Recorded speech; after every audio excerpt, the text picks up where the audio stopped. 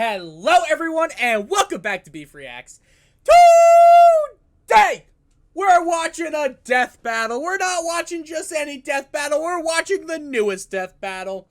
Darth Vader versus Obito Uchiha. Now, what is Obito known for? Being a traitor, dying, sadly, losing, and coming back to life like, I'll say it, a loser. I personally do not like the Uchiha clan. I think anyone from the Uchiha clan is a traitor, a coward, and a loser. Except Itachi, but that's just whatever. That's my hottest Naruto take. They shouldn't have forgiven Sasuke. Sasuke didn't deserve forgiveness. Darth Vader, however, he's a king. Now, what I do know is this. Darth Vader should win this handedly. It's not, I don't even think it's a fight. I don't think so, but we'll see. The death battle is sponsored by Brandon Yates. Verse, battle scores, cover songs, and original music. Is Brandon Yates is the person who does this shit, right? Ooh, back.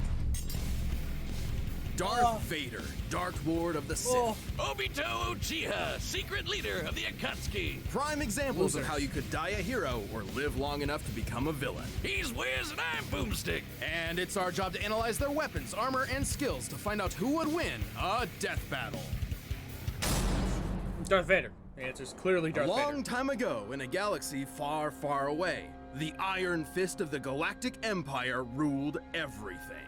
All thanks to the super powerful super murderer, Darth Vader. But beneath his spooky mask lay the husk of former nice guy, Anakin Skywalker.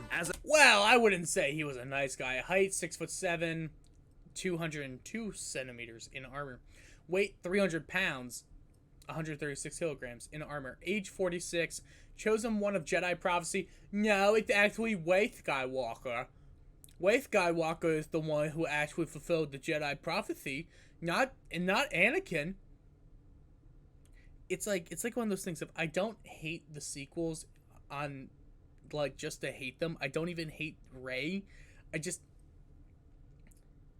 should have just did it in the future. They shouldn't have had it be a part of the fucking Skywalker shit because that prophecy ended. If you have thousands of Jedi prophecies, then there's bound to be one after the fucking Skywalker family, don't you think?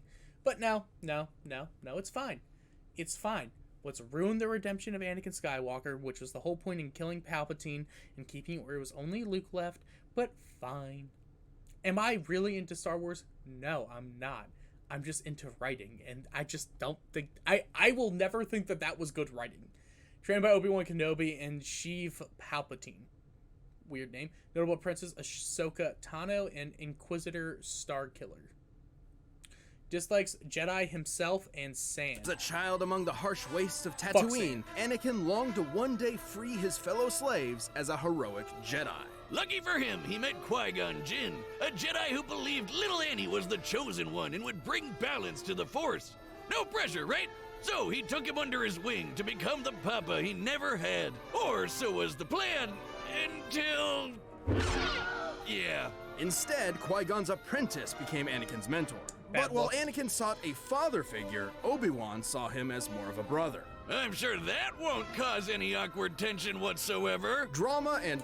Hey! Well, you see, I get it. It can cause drama, but it's more of like, it don't matter, because either way you're in a position of brotherhood, fathership. You're in an older position where you're supposed to be leading the way. And yes, brothers are technically, more susceptible to, failure, and dads, it's kind of harder when it's your dad than when it's your brother, but, yeah, there's a difference. Trauma aside, Anakin quickly became a powerful Jedi. Barriers, enhanced senses, mental probing, mind control, precognition, Sith alchemy, telekinesis, telepathy, He excelled in lightsaber combat and the Force, an energy field that binds all living things together. The Force lets Jedi move stuff with their mind, fend off mental attacks, predict the future, and make people believe these aren't the droids they're looking for. They're basically space wizards. Through rigorous training and both Legends and Disney canons have been inspected for a thorough understanding of Vader's potential through the current canon takes precedent. Noticeable natural talent, Anakin was particularly skilled in the Form 5 lightsaber fighting styles, Xian and Jian So. Also known as the Way of the Crate Dragon. You know that big sand dragon Mando blew up from the inside? Yeah, make that a lightsaber. Form 5 is incredibly versatile, well suited for defending against lightsaber and blaster alike.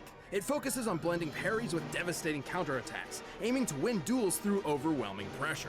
Perfect for the Padawan who just bulldozed his way through training to become a Jedi Knight. Even as a newly knighted Jedi, Anakin could keep up with some of the most experienced Jedi Masters and Sith Lords of his time. But he had plenty of other problems to deal with, like his late-blooming rebellious teenage angst. I mean, you don't just throw a kid into space monk school and expect him to forget everyone he ever cared about, right? Well, apparently that's what he was supposed to do. You know, and I feel like they just wanted Anakin to go bad.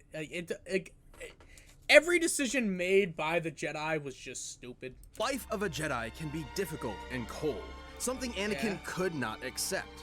And so, rather than let his secret wife die in childbirth, he was seduced to the dark side through the promise of power.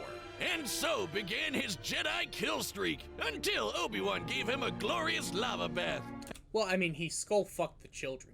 The younglings. How could you not? The worst part is that I know no one gets that. Okay, I'll just go through it. I was watching Revenge of the Sith with my buddies one day, and, like, you know the scene where where Padme is like, what's Anakin doing as he's killing the younglings? We just started riffing on the idea of, like, just Obi-Wan saying and describing the most fucked up thing possible to Padme. And I think we landed on the one where it's like, Anakin, he's skull fucking the younglings. And it's just like, he used his saber to make a hole. It got horrible. And that should tell you where our maturity level is at age 23, but that's fine. How refreshing. But thanks to his new Sith Master Palpatine, our young warrior was saved, reborn, rebuilt. He was now Darth Vader. Vader is a badass. Everyone knows it, and they're terrified of him. I mean, just look at the guy. As impressive as his armor appears, you might be surprised by its quirks. Doesn't his armor negate how strong he actually is? Like, isn't he stronger, but the armor, like, keeps him subdued? While the Jedi view the Force as an ally, the Sith see it as a tool from which they draw power through passion and emotion. Most potently, negative emotions. Palpatine trained Vader by not only making him believe he killed his wife, but also ensuring he would never forget the monstrous machine he had become. By making the suit suck ass and piss him off. Seriously, Vader hates this suit. The armor would beep at random times just to annoy him, and the life support system was outdated from the start. Sometimes it would even turn off for several minutes. That doesn't seem good for someone with burnt up lungs. And it was so heavy and clunky that he could barely walk, sometimes even resorting to moving himself with the Force. Oh man, I knew Palpy was evil, but I never knew he was such a dick. Well, despite these... I mean, yeah, but it made him awesome. Armor made of Durasteel and Obsidian, vacuum-sealed, TIE Advanced X-1 cluster missiles. Laser cannons, class 100, top speed 1,200 kilometers, lightsaber, adjustable blade, length corrupted through anger and pain, kyber crystal stolen from Kirik infills, Form 3, Sarisu emphasizes defense and deflection, Form 4, Ataru emphasizes offense and speed, and Form 5 emphasizes counterattacks and these strength. issues, the armor fulfilled its true purpose, crafting Darth Vader into the equivalent of a slasher movie villain commanding a galactic army. Nobody wants to mess with him. Thanks to the dark side of the Force, he can make maelstroms that blast everything away, form barriers that shield from all sorts of attacks, and choke anything that's even a minor inconvenience. Hell, sometimes he skips straight to crushing your lungs. One time, Like, I just don't see how Obito fights Darth Vader. And, like, knowing what I know about Vader, like, yeah, I guess there's not as much in terms of, like, here's the problem. If we're going based off the midichlorian thing, and we can power scale Vader to that of other notable Sith Lords, haven't Sith Lords, like, done much, much worse things than probably anyone in Naruto? a droid named I-5 tried to kill Vader with a laser stated to move 300,000 kilometers per second. That's light speed, and Vader easily blocked it. And for as much bullshit as... Luke Skywalker outsped Guri, who could process information within 6.1 picoseconds. Darth Vader should be just as capable. Palpatine threw at him. Vader was tough enough and stubborn enough to push through it. Palpatine knew that Vader would eventually try to kill him and take over the Empire. It's how the Sith work. So he constantly fanned Vader's hatred by sending assassins after him to make sure he was still worthy of being his apprentice. Oh, that's nothing.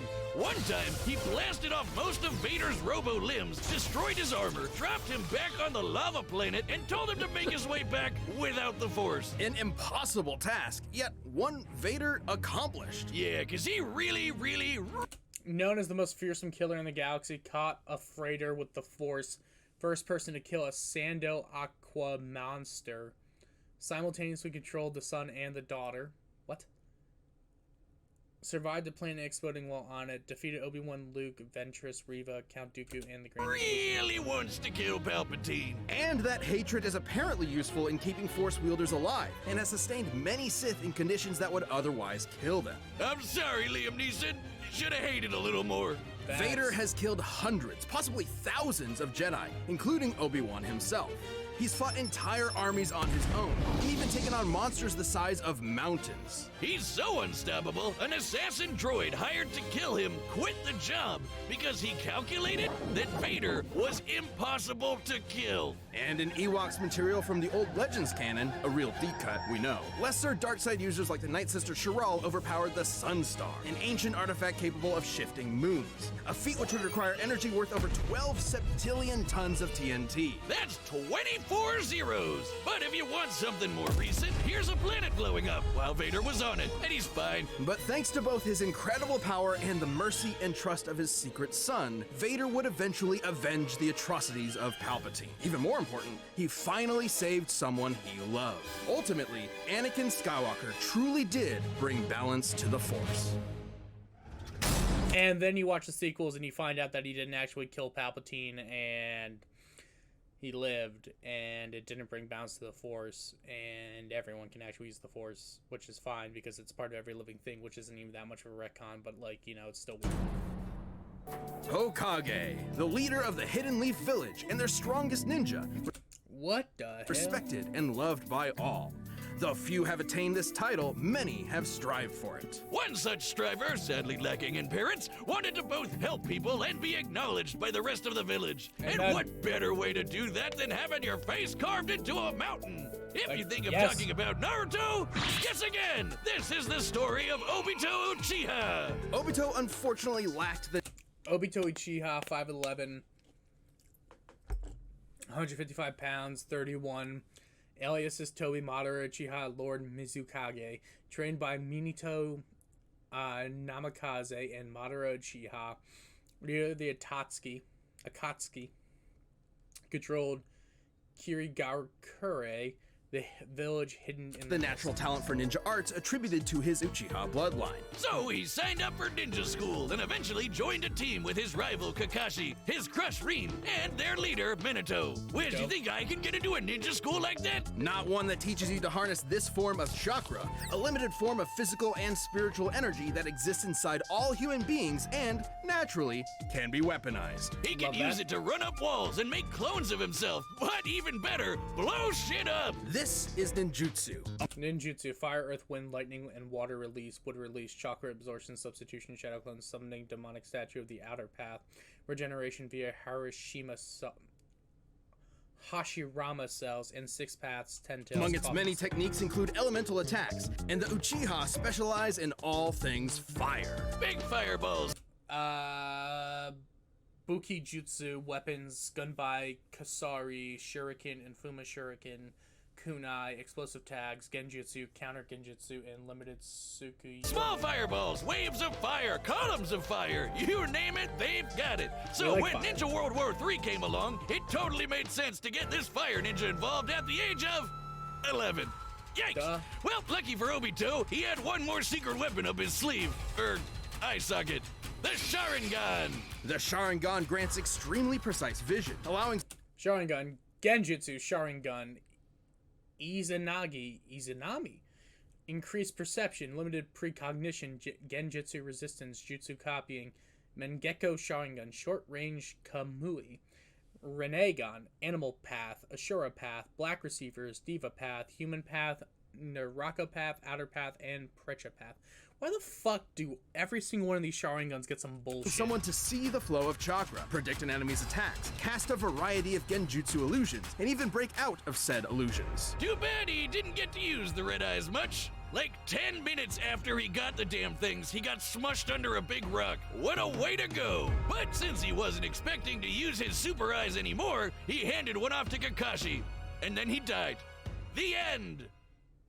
Just kidding! Miraculously, Obito survived long enough to be rescued by another Uchiha, the legendary Madara. Madara granted Obito a new body, regenerating the limbs he'd lost. Now, anyone else think that's way too convenient? Why the fuck would Madara be in the middle of a fucking... Like, obviously I know that Madara, like, faked and planned all this bullshit, but what I'm saying is just, like, I feel like Obito's a little dumb for this. Like, no, that's stupid. You're stupid. You're probably thinking, oh, what a swell guy. Except he was not. Madara was brewing some plans for world domination and needed a pawn to carry them out. So he tricked Obito into watching Kakashi kill Rin, making him fall victim to the Uchiha's curse of hatred. Within the Uchiha clan, there exists an ideal of being extremely devoted to love. It has been speculated that if a particularly powerful Uchiha loses someone important to them, that love will be replaced with an all-consuming hatred. This is how Obito awakened his Mangekyo Sharingan. And this is why the Uchihas are a clan of bastards, traitors, and horrible, horrible people. Now, everyone except Itachi. Listen, I've seen a lot of Naruto. I've never finished Naruto all the way through. Does not mean that I don't know every little thing that happens. I mean, it's part of the big three. Come on now. The only big three show I don't know anything about is Bleach, and it's because every time that I've started Bleach around... I'll watch 20 episodes and be like, this is fucking boring. I one time watched the red-haired girl, I think her name's Orihime, get her little plant thing that helps her, and then I stop because I don't care. But like, and that's sad because I should like Bleach because it's a phenomenal show, but like I just can't get into it, and I can get into One Piece a lot easier, and I can get into Naruto much easier. But like I've never fucked with the Uchiha clan. I've always thought it's stupid. I always thought Sasuke leaving was the stupidest fucking thing on earth. I need to go and get power, but instead of listening to any of the strong people around me, I want the power. I want the power from Orochimaru. Now, before you say that he had the little thing on him that was basically hurting him and that type of thing, it's just Sasuke's fucking stupid. All right, for a 12-year-old, he's fucking stupid. Or Red Eye 2.0, the Mangekyo gave him a new jutsu. According to the 4th data book, Kamui does not acquire conscious activation through Obito.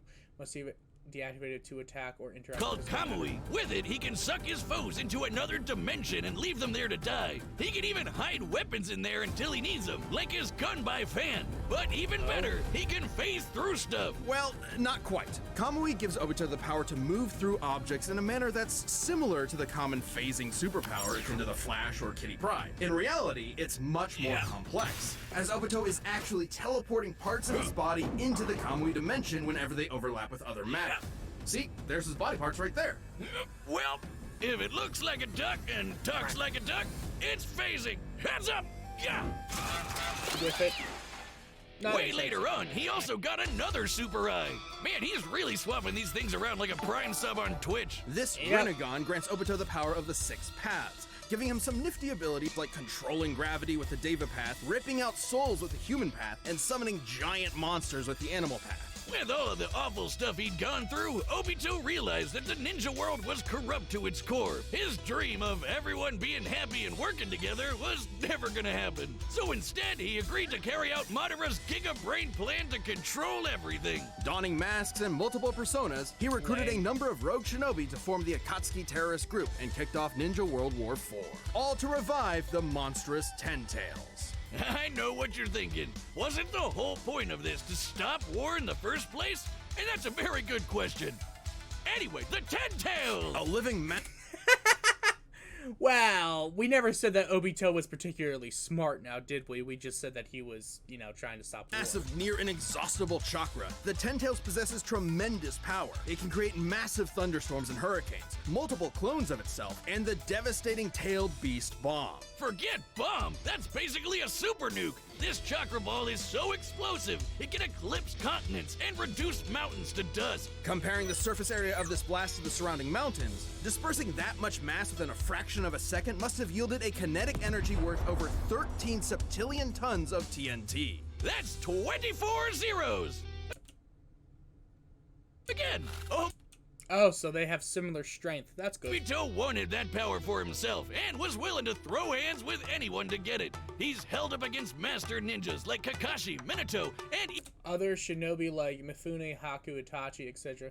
have examples of light speed as well. Obito also scales faster than Gaara's sand, which has significantly outpaced the even Naruto in his monster energy drink form, which could outmaneuver the fastest attack from the light speed Raikage. And he far surpassed all of them when he finally sealed the Ten Tails within himself, becoming its Jinchuriki.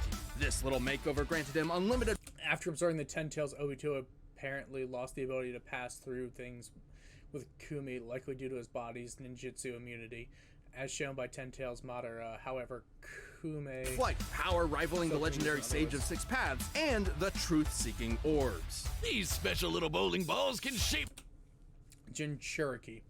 Six Paths Chakra and Senjuriki, immense chakra reserves, heightened regeneration, tailed beast bomb, flight and levitation, ninjutsu and genjutsu immunity. Yin and Yang release truth-seeking orbs, sort of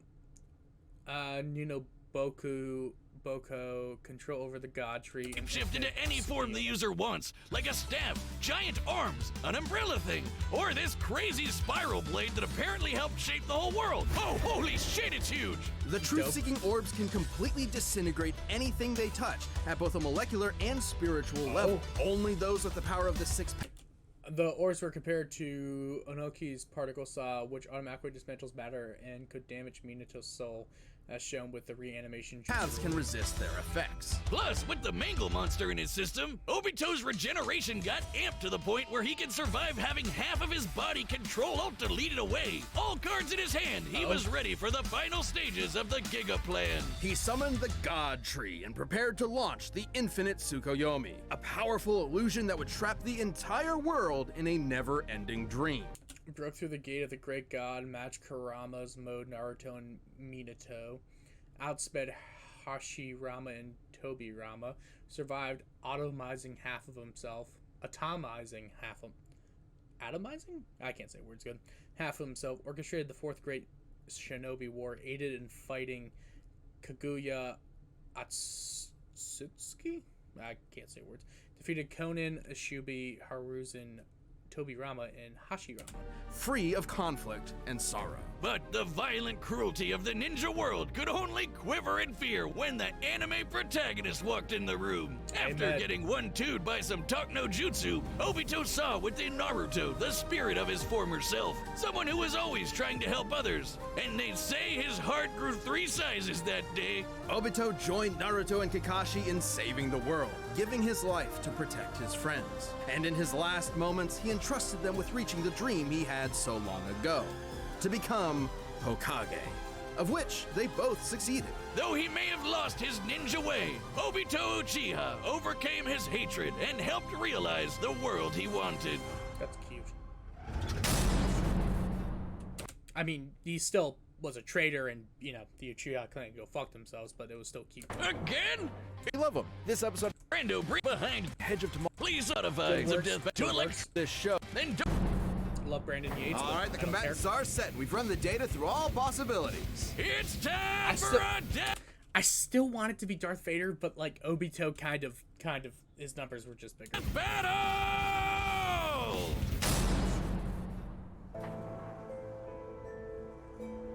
I sense your fear, your anger, and a power. I will be taking it. That power will save this cursed world. You'll have to pry it from my cold, dead hands. Easy clap. Then you will die.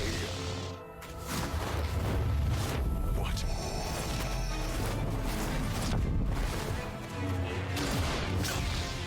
too easy. I expected more.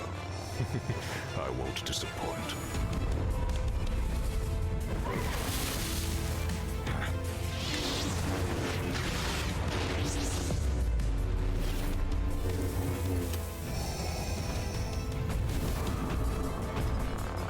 Just loves anger.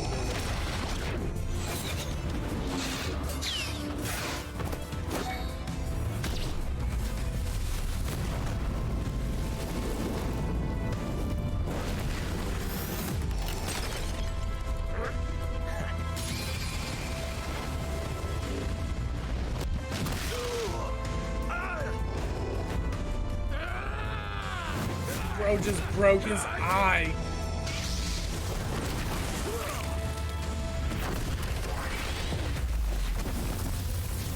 I feel we're about to see some dope shit, but like I can't. I don't see how Obito loses. But I want him to lose. Lost your humanity as well. On the path of the dark side, it is inevitable. Okay. Impressive. Bro, don't even fucking care.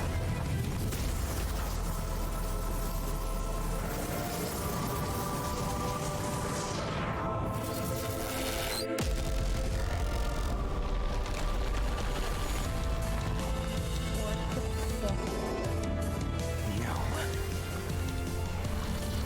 This is inevitable.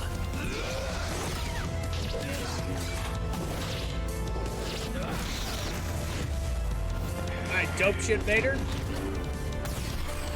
Don't fuck around, homie.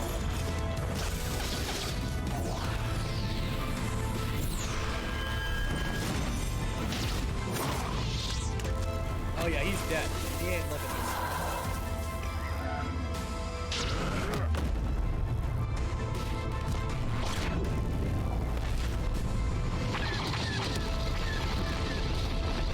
Yeah, I don't. Accept this gift and die. Too late. He's dead.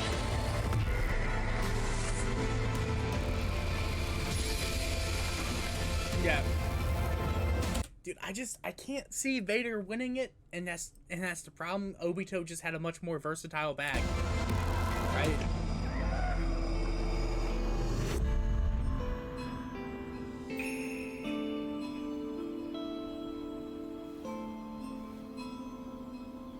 Look at him all happy.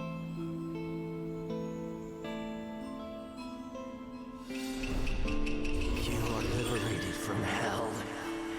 Find peace in the next life. Yeah, this was an easy clap on his part. Yeah, what did we expect? He got everything he wanted out of that. Yeah. Oh, well, Vader may have been able to beat Obi-Wan, but he just couldn't handle Obi-2. This was a fairly complex matchup. Both Darth Vader and Obito were roughly even in power and speed, so it truly came down to their skill and arsenals. And boy, did they have some deep bags of tricks, even some of the same tricks. Darth Vader could crush Obito's body and eyes, could match or counter most jutsu, superior precognition, little defenses against truth-seeking orbs, and inferior survivability. Obito, more versatile powers and options, greater regeneration and survivability, multiple ways to bypass Vader's durability, greater mobility and area of effect, less combat experience. Both could fend off mental attacks, both could move things around with their minds, and they both even had options to instantly kill each other. Vader could simply force crush Obito's body, but Obito could just as easily rip out Vader's soul. However, Obito had a few more impressive options available to him, edging out just enough to earn. Anakin could resist the living force absorption of the Dark Reaper, but it required conscious use of specific ability. Also, Vader's spirit form taken in an attempt to resurrect Padme required the use of Moment's Portal, which was primary method of multiversing the meditative vision. A win. For starters, Kamui made Obito extremely difficult just to touch, let alone injure. And as a Jinchuriki, he could regenerate from half of his body. While Vader resists mental attacks, this usually requires conscious resistance, and he has a history of giving in to sufficient temptation. The infinite Tsukuyomi operates on a greater scale than what he has encountered and affected affected thousands whom resisted. Getting destroyed. While the dark side could help Vader survive extreme conditions, it obviously can't regrow limbs. Plus, thanks to his wide array of jutsu, Obito would eventually overwhelm Vader. While chakra may normally be a limited source of energy, unlike the Force, the Ten Tails provided Obito with an unlimited supply. And since chakra is both spiritual and physical energy, this means Obito would be able to fight on indefinitely. Last but not least, Vader's preference for lightsaber combat means that he'd be up close and personal with Obito, right? Which left him vulnerable to getting disintegrated by one of the many truth-seeking orbs, or even worse, sucked up into the Kamui dimension. Yeah, don't forget about— The forces exist across dimensions such as hyperspace, but Kami really specifically disconnected from the realities, which obviously not associated with the Star Wars universe, providing little reason to assume the Force. Of that, not only would he have no way out, he probably wouldn't even be able to tap into the Force while stuck there. Game over. Have fun starving to death, I guess. Wonder how long you can feed on hate. Darth Vader may have had a tenacity that few others could match, but against Obito's similar might, busted regeneration, and overwhelming range of abilities, there was no escape. In the end, Vader's victory just wasn't meant to be. The winner is Obito Uchiha. For now. Thanks for watching. Stay Obito was Nicholas Andrew Louis, and Jason Marnocha was Darth Vader. tuned. We have a new death battle releasing every 2 weeks this year. And click the join button to get new perks and extra content. Awesome. All right, guys. Thank you so much for watching. If you don't mind, just like, comment, share, subscribe. It really helps me out. Today's question of the day: which Naruto clan would you want to be a part of? Or if you were in Star Wars, what time would you want to live? Like, what Jedi area or something like that would you want to do? And what form lightsaber? I don't know. I just answer a question. Fuck it. Peace out. Post every day. See y'all tomorrow.